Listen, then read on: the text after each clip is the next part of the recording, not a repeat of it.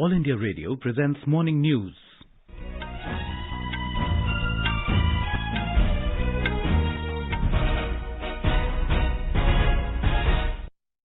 Good morning. I'm Sunil Verma, and with me is Vaibhav Jyotsna Srivastav. The headlines. Prime Minister Narendra Modi calls on international community to unite against rising threat of terrorism. External Affairs Minister S. Jaishankar says India will approach the world in a more proactive way post-COVID-19 pandemic. Campaigning for second phase of assembly elections in Bihar ends this evening.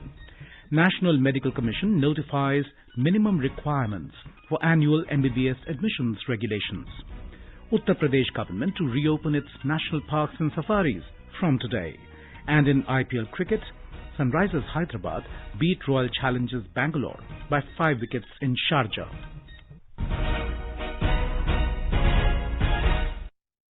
As the nation fights the COVID-19 pandemic, we begin with a message of precaution to stay safe and protected by following these 3 simple steps. Wear a face mask. Maintain 2 gaz ki duri for social distancing. Focus on hand and face hygiene. And now the news. Prime Minister Narendra Modi called on the international community to unite against the rising threat of terrorism. The Prime Minister said that unity of the world community is necessary for the peace and prosperity of the world. He said India lost thousands of innocent lives in the fight against terrorism.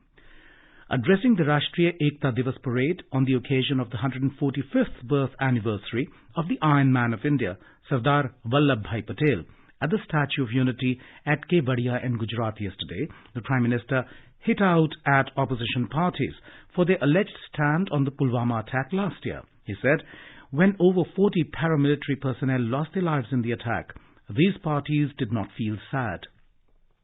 Mr. Modi affirmed that today's India is fully ready to protect its sovereignty and integrity. The Prime Minister said, India's perspective and attitudes towards borders have also changed. Criticizing the neighbouring countries, Mr. Modi said, those eyeing the land of India are getting a befitting reply. आज भारत की भूमि पर नजर गड़ाने वालों को मुंह तोड़ जवाब देने की ताकत हमारे वीर जवानों के हाथ में है। आज का भारत सीमाओं पर सैकड़ों किलोमीटर लंबी सड़कें बना रहा है, दर्जनों ब्रिज, अनेक सुरंगें लगातार बनाता चला जा रहा है। अपनी संप्रभुता और सम्मान की रक्षा के लिए आज का भारत पूरी तरह सज्ज है, प्रतिबद्ध है, कटिबद्ध है, पूरी तरह तैयार है. Mr. Modi appealed to the people to unite for the peace and prosperity of the country and achieve the goal of Ek Bharat, Shreshtha Bharat. Prime Minister Narendra Modi has said the role of all bureaucrats in the present mode of working in the country is to ensure minimum government and maximum governance. He exhorted the civil servants to ensure that the interference in the lives of citizens is reduced and the common man is empowered. The Prime Minister was interacting with the young officers through video conferencing from the Statue of Unity under Arambh 2020. Mr. Modi called upon the civil service probationers to connect themselves with the people and become responsive. He said that no way Sardar Patel was a father of the civil services. एक प्रकार से सरदार वल्लभ भाई पटेल ही देश की civil सेवा के जनक थे. 21 अप्रैल 1947 administrative service officer के पहले बैच को संबोधित करते हुए सरदार पटेल ने सिविल सर्वेंट्स को देश का स्टील फ्रेम कहा था. उन अफसरों को सरदार साहब की सलाह थी कि देश के नागरिकों की सेवा अब आपका सर्वोच्च कर्तव्य है. मेरा भी यही आग्रह है कि सिविल सर्वेंट जो भी निर्णय ले वो राष्ट्रीय संदर्भ में हो, देश की एकता अखंडता को मजबूत करने वाले हो, संविधान के स्पिरिट को बजाय रखने वाले हो. The Prime Minister also appealed to the civil service probationers to practice the mantra of vocal for local in the country's efforts to become Atmanirbhar. External Affairs Minister Dr. S. Jaishankar has said that India will approach the world in a more proactive way in the aftermath of COVID-19 pandemic. Delivering the Sardar Patel lecture organized by All India Radio yesterday evening, Dr. Jaishankar said some of them will be driven by a global vision of its interests that it has developed steadily over the years. He said whether it is a deeper commitment to Africa that underlines our historical solidarity or initiatives from the Caribbean to South Pacific that drive our developmental vision, this is a statement of our own evolution. The minister said the pressures of the pandemic will naturally impart a different urgency to such engagements. He said, in terms of harnessing global capabilities, diplomacy abroad will match the boldness of reforms at home. Dr. Jaishankar said, we will take a much more holistic approach to policy challenges and their delivery prospects. He said Indian diplomacy will be more integrated with the defense and security needs, more supportive of the economic and commercial interests, more aware of the technology capabilities and offerings, and more sensitive to the diaspora. The External Affairs Minister said the COVID-19 pandemic has now shored up the perception of India as the pharmacy of the world. We not only ramped up production to meet a spike in global demands, but actually supplied medicines to 150 countries, many of them on a grant basis. The attention is also shifting to the difference we will make in ensuring that vaccines for COVID are affordable and accessible. The minister said while engaging the different poles of an emerging global order, India will continue to give the utmost attention to its immediate neighborhood. The minister said in the last few years this was visible in political attention as much as in commitment of resources to building connectivity. He said as an outlook, the neighborhood first policy remains generous and non-reciprocal in creating the basis for shared activities in different domains. Dr. Jaishankar said the challenge of cross-border terrorism, though, is one of a kind and we have to be uncompromising in combating it. He said if regionalism is to seriously develop, it would need not only a positive approach towards trade, connectivity and contacts, but also an abjuring of terrorism as state policy. Speaking about India-China relations, the minister said the ties were stable for 3 decades as the two nations addressed inherited challenges and new circumstances. He said peace and tranquility in the border areas provided the basis for expanded cooperation in other domains. To restore normalcy, agreements between the two countries must be respected scrupulously in their entirety. Where the line of actual control is concerned, any attempt to unilaterally change the status quo is unacceptable. The relationship cannot be immune to changes in the assumptions that underpinned it. Dr. Jaishankar said India will enter the UN Security Council for the 8th time as a non-permanent member on the 1st of January 2021. He said, with the passage of time, the case for a permanent presence has only grown stronger. The minister said, starting now, India will press strongly for reformed multilateralism that would make the UN more representative of contemporary realities. The External Affairs Minister said, India's response to overcoming this turbulence and uncertainty is articulated in the vision of Atmanirbhar Bharat. Campaigning for the second phase of assembly elections in Bihar will end this evening. 94 constituencies spread over 17 districts will go to polls in this phase on Tuesday. 1,463 candidates, including 146 women, are in the fray for the second phase. Political parties have intensified their campaign to woo the voters. Prime Minister Narendra Modi will address 4 election meetings today at Chhapra, Motihari, Samastipur and Bagha. Our correspondent reports Chief Minister Nitish Kumar will join Mr. Modi in 2 of the meetings at Samastipur and Bagha.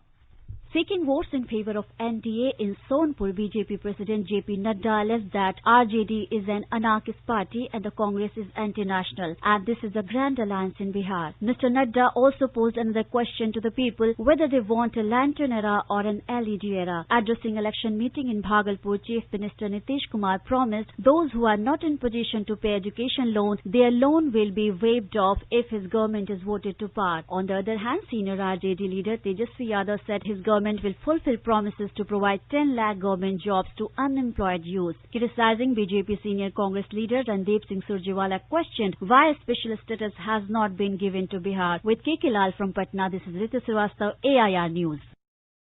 In Madhya Pradesh, campaigning will end for by-elections to 28 assembly seats this evening. BJP and Congress are leaving no stone unturned to woo the voters. Election Commission has initiated action against political parties and their leaders indulging in violation of Model Code of Conduct. A report. The Election Commission banned Madhya Pradesh Minister Mohan Yadav for one day. The Commission has also issued notice to Ministers Usha Thakur and Visahulal Sahu. Earlier, the Election Commission has curtailed the status of star campaigner of the former Chief Minister Kamal Nath. However, the Congress has gone to the Supreme Court against this decision. Congress MP Vivek Tankha said that the action of the Election Commission is undemocratic. At the same time, BJP leaders have called it a fair decision as per rules. Madhya Pradesh will vote on November 3, while results will be declared on November 10. Sanjeev Sharma, AIR News, Bhopal. The government has said that paddy procurement for Kharif 2020-21 is progressing fast in the procuring states of Punjab, Haryana, Uttar Pradesh, Uttarakhand, Tamil Nadu, Chandigarh, Jammu and Kashmir, Kerala and Gujarat. Ministry of Consumer Affairs, Food and Public Distribution said that so far, over 197 lakh metric tons of paddy have been procured against the last year corresponding purchase of 159.76 lakh metric tons. This shows an increase of 23.43% over last year. Out of the total purchase of over 197 lakh metric tons, Punjab alone has contributed 136.47 lakh metric tons, which is 69.21% of total procurement. The ministry said about 16.62 lakh farmers have already been benefited from the ongoing Kharif marketing season procurement operations with MSP value of over 37,230 crore rupees. You are listening to the morning news on All India Radio. A reminder of the headlines before we move on.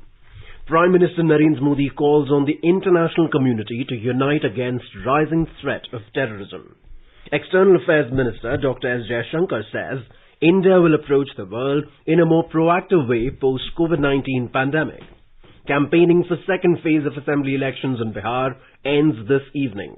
National Medical Commission notifies minimum requirements for annual MBBS admissions regulations. Uttar Pradesh government to reopen its national parks and safaris from today. And in IPL cricket, Sunrisers Hyderabad beat Royal Challengers Bangalore by 5 wickets in Sharjah. For quick news updates around the clock, follow us on our Twitter handle @AIR News Alerts. News Services Division of All India Radio brings to you program Employment News in association with the Publications Division, Ministry of Information and Broadcasting. An effective platform for information on job vacancies, training programs, admission notices, results and career advice with experts. Every day at 4:20 p.m. on FM Gold and other frequencies and on our YouTube channel AIR News Official. चलो मिलकर एक शुरुआत करें, चलो एक फैसला आज करें, मास्क नहीं तो टोकेंगे, कोरोना को रोकेंगे, चलो एक इरादा करते हैं, चलो खुद से वादा करते हैं, मास्क नहीं तो टोकेंगे, कोरोना को रोकेंगे. In a significant step towards affordable medical education, the National Medical Commission (NMC) has notified the minimum requirements for annual MBBS admissions regulations 2020. The notification replaces the minimum standard requirements for medical colleges 1999 of the erstwhile Medical Council of India (MCI). According to the Ministry of Health and Family Welfare, the new regulation will be applicable to all new medical colleges proposed to be established and to the established medical colleges proposing to increase their annual MBBS intake from the academic year 2021-22. During the transitory period, the established medical colleges will be governed by the relevant regulations existing prior to the current notification. The new standards allow optimization and flexibility in utilizing available resources and harnessing modern educational technology tools to facilitate moving towards quality education even when resources are relatively scarce. The government said the country's COVID-19 recovery rate has reached 91.34%. More than 59,000 COVID patients have recovered during the last 24 hours. The Health Ministry said the total number of recoveries are over 74,32,000. The actual caseload currently comprises only 7.16% of the total positive cases. Presently, the total number of active cases in the country is 5,82,000. During the past 24 hours, 48,268 new cases were reported, taking the total number of positive cases in the country to over 81,37,000. Currently, India's case fatality rate is at 1.49%, which is one of the lowest globally. During the last 24 hours, 551 deaths were reported, taking the toll to 1,21,641. According to the Indian Council of Medical Research, more than 11,64,000 tests were conducted during the last 24 hours. The total number of samples tested so far has reached 10,77 lakh. Tamil Nadu Agriculture Minister R. Duraikannu passed away late last night. He was 72. Duraikannu is the third legislator from Tamil Nadu to succumb to COVID-19 and the complications arising out of it. The other two are the Kanyakumari Lok Sabha member H. Vasantakumar and the State Assembly member J. Anabaragam. Tamil Nadu government has extended the lockdown till November end with a slew of further relaxations. State Chief Minister Edapadi Palaniswamy said that educational institutions from 9th standard onwards, including colleges, will reopen on the 16th of November. He said the decision follows the review of the prevailing COVID-19 situation that is on a downward curve. However, people have been asked to wear masks and follow other safety protocols without fail. The COVID-19 active caseload in the state has dropped to 22,164. In the last 24 hours, 2,511 people, including 690, were confirmed with the infection. More from our correspondent. Classes from the 9th till the 12th standards in schools and all colleges, training institutes and hostels will reopen on the 16th November. All socio-political and religious events are permitted to have a gathering of up to 100 people at a time from the same day. Cinema halls with 50% of the seating capacity, entertainment and amusement parks, zoos and museums are permitted to welcome their clients from the 10th onwards. Permission for the suburban train services have been given by the state government, though the decision on the date of restarting it will be taken by the centre. However, beaches, swimming pools and picnic spots will continue to be a no-go for now. Jai Singh, AR News, Chennai. In Odisha, educational institutions will remain closed till the 30th of November. In a notification issued yesterday, the state government has, however, allowed the School and Mass Education Department to open classes from 9th to 12th after 15th of this month with necessary SOPs and in consultation with the stakeholders. We have a report. The fresh order comes in the wake of the revised guidelines of the Union Home Ministry to open up more activities in the country. While all educational institutions in the state can continue teaching learning activities through distance and digital modes, the state government has allowed the opening of higher educational institutions only for research scholars and PG students in science and technology streams requiring laboratory and experimental work. However, it is yet to take a call on the opening of religious spaces amid the pandemic. Meanwhile, with COVID-19 recovery maintaining a sustained lead over fresh infection, the active caseload of the state has slipped further down to 14,905. Girish Chandra Das, Bhubaneswar. The Delhi government has allowed marriage gatherings of up to 200 persons in closed spaces. The Delhi government also allowed intra-state movement of buses, both DTC and clusters, with full seating capacity on a trial basis. Meanwhile, a total of 5,062 fresh cases of COVID-19 were recorded in Delhi during the last 24 hours, taking the total number of affected people in the city to over 3,86,000. Delhi government has said that over 3,47,000 people affected with coronavirus have been cured so far. In the last 24 hours, 4,665 people recovered and 41 deaths were reported in the national capital, taking the toll to 6,511. Presently, the total number of active cases in Delhi is 32,719. In Bihar, COVID-19 recovery rate has improved to 95.87%. This is 4.53% more than the national average. The number of active cases in the state is continuously declining. Gujarat recorded 935 new cases during the last 24 hours. The recovery rate has crossed the 90% mark. More from our correspondent.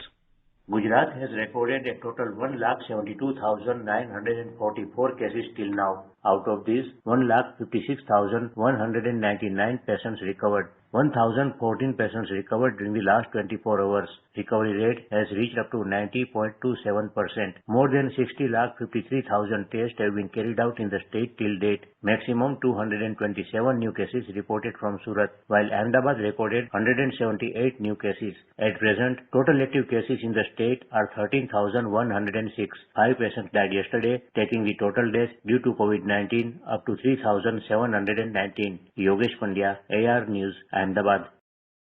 The Uttar Pradesh government has asked people to be more cautious and careful in times when corona cases are declining.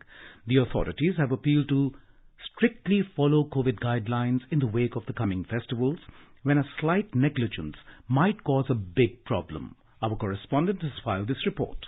Additional Chief Secretary Information Navneet Sehgal said that there is a steady decline in the infection rate of COVID-19 in the state. But it is time to take more precautions. He said in wake of re-increasing COVID cases in several states and festivals and winters ahead, special attention is to be made so that COVID cases are not increased. On the instruction of Chief Minister Yogi Adityanath, the work of corona surveillance is being done at a rapid pace. A total of 1,48,63,388 samples have been tested so far, and a total 1,76,000 people have received medical consultation on the e-Sanjeevani portal in the state. MS Yadav, AR News, Lucknow. In order to boost tourism amid the COVID-19 pandemic, the Uttar Pradesh government will reopen its national parks and safaris from today, 15 days ahead of the regular schedule. Forest Minister of State Dara Singh Chauhan will inaugurate the new tourist season virtually today. This time, special arrangements have been made in the wake of the pandemic. Only those tourists clearing thermal scanning and having no symptoms of COVID-19 infection would be allowed to enter the park premises. Each and every person entering the national parks or reserve, whether they are tourists, guides or visitors, would have to put on masks at all times. The gates of Dudhwa National Park, Pilibhit Tiger Reserve and Katarnia Ghat in Tarai region will also reopen for tourists today.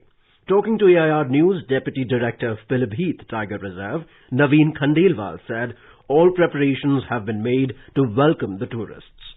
कार्यक्रम का उद्घाटन one मंत्री दारा सिंह चौहान जी द्वारा जिप्सियों को virtual माध्यम से flag of करके किया जाएगा। इसके अतिरिक्त उस दिन पर्यटकों के लिए NIC और 15 चिन्हित पॉइंट जो हमने पीलीभीत टाइगर में चिन्हित किए हैं उनको पर्यटकों को सौंपा जाएगा। इसके अलावा पर्यटक चूका बीच, बाइफर्केशन आदि का आनंद ले सकते हैं। Western and Central Railways are significantly increasing their local train services in Mumbai from today. 610 train services have been added to its existing 1,410 services, taking the total number of services in a day to 2,020. More from our correspondent. In this, an additional 314 suburban services on Central Railway have been added to its existing 706, making the total number of services to 1,020 in a day. And in the Western Line, an additional 296 services would take its total services in a day to 1,000 from its existing 704. Railways have requested the travellers to follow medical and social protocols as mandated for COVID-19. As earlier, only people falling under essential services would be allowed to travel. However, the Maharashtra government recently proposed to the Union Ministry of Railways to allow all commuters to travel by suburban train. The government has written to the general managers of Western Railway and Central Railway and proposed time slots to allow all commuters to use suburban train services. Deopriya Bhattacharjee, AIR News, Mumbai. The Union Territory of Ladakh celebrated its first Foundation Day yesterday. The oath ceremony for the 6th LAHDC Leh General Council was also held on the occasion. A report. Lieutenant Governor R.K. Mathur has dedicated projects to the people to mark the Foundation Day of Ladakh. In a virtual event, LG R.K. Mathur participated in 23 various developmental, welfare and citizen service programs under the theme of 1 year of development, prosperity and empowerment. Speaking on the occasion, LG R.K. Mathur said, मैं आपको विश्वास दिलाना चाहूँगा कि भारत सरकार, UT administration आपके साथ है। जो भी उसमें निर्णय होंगे, आपके साथ हम लोग चलेंगे। लेकिन ऐसा कुछ नहीं होने देंगे किसी हालत में जिससे किसी तरह से भी लद्दाख के लोगों का कोई नुकसान हो। ये आश्वासन मैं आपको देना चाहूँगा। Mr. Mathur also appealed the political and administrative leadership to work hand in glove to develop the Ladakh region using its vast potentials. Ramesh Chandra, All India Radio News, Leh. Karnataka is celebrating Kannada Rajyotsav today. During the 65th year of Rajyotsav, Chief Minister B.S. Yediyurappa will hoist the Kannada's flag and address the people of the state. Kerala celebrates the 64th Kerala Pirai Day today, marking the formation day of the state. Madhya Pradesh is celebrating its Foundation Day today. This time, no major program is being organized due to the coronavirus pandemic. But on this occasion, government buildings across the state, including the capital Bhopal, will be illuminated with colourful lights. Prime Minister Narendra Modi has extended his greetings to the people of Andhra Pradesh and Madhya Pradesh on their Formation Day and best wishes for their developmental aspirations. In IPL cricket, Sunrisers Hyderabad beat Royal Challengers Bangalore by 5 wickets in Sharjah last night. Chasing 121 runs, Sunrisers Hyderabad reached the target in 14.1 overs for the loss of 5 wickets. In another match, Mumbai Indians beat Delhi Capitals by 9 wickets in Dubai. And today, Kings 11 Punjab will take on Chennai Super Kings in Abu Dhabi, while Kolkata Knight Riders will clash with Rajasthan Royals in Dubai. Now, let us take a look at today's weather update. The national capital Delhi will have fog or mist in the morning and mainly clear sky later. The minimum temperature was recorded at 14 degrees Celsius and the maximum will be around 30 degrees. Mumbai will have mainly clear sky. The minimum temperature was 21 degrees Celsius and the maximum will be around 34 degrees. In Chennai, there will be partly cloudy sky. The temperature will hover between 25 and 34 degrees Celsius. Kolkata will have partly cloudy sky with the possibility of moderate rain or thunderstorm. The minimum temperature in the city was 25 degrees Celsius, while the maximum will be around 31 degrees. On to the north, in the Union Territory of Jammu and Kashmir, the minimum temperature was 14 degrees Celsius in Jammu, while the maximum will be around 30 degrees. The city will have a mainly clear sky, becoming partly cloudy towards afternoon or evening. In Srinagar, the sky will be mainly clear. The temperature in Srinagar will hover between 3 and 18 degrees Celsius.